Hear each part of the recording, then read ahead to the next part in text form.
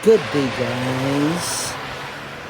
Good day sa inyong lahat. Ingat po tayo sa daan at dito may tutulungan kaming aming kaibigan na nabalahaw at kasi na biglang liko siya dito na akala niya kasi kanto na yung papuntang Winter Park. Kung susukatin niyo yan guys, yung snow na pinagbaunan niya, medyo malalim yan siya kasi sa gilid na kasi yan eh. Medyo slope na yung side na yan, kaya susukatin mo yung snow na yan, nasa hanggang bewang siya.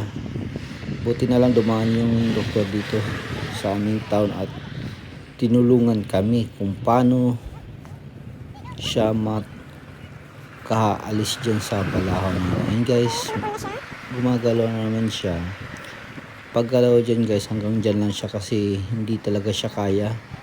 Kasi yung angle namin hindi siya swak sa hila ng sasakyan doon sa taas, gumagalaw din yun. Kaya tinanggal muna namin yung tali kasi hahanap kami ng panibagong angle. Dapat kasi nakatalikod siya dyan sa sasakyan para makabuelo.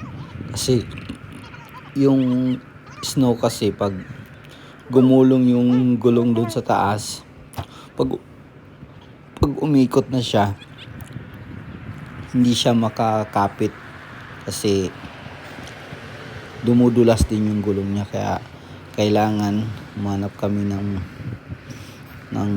panibagong angle at kailangan nakalapat siya doon sa highway na walang snow kasi para pag hinila siya may puwersa, tsaka madali lang siyang hilain.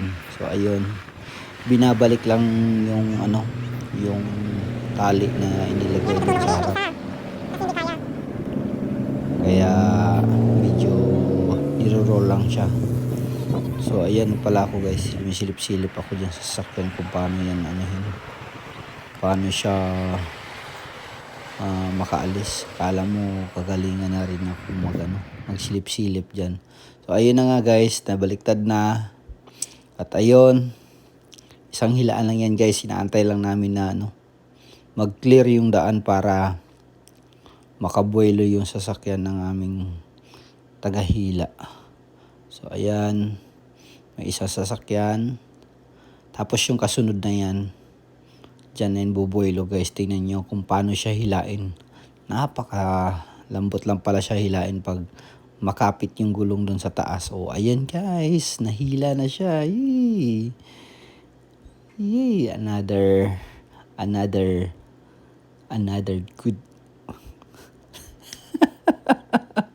Bulol na guys, bulol na. Thank you.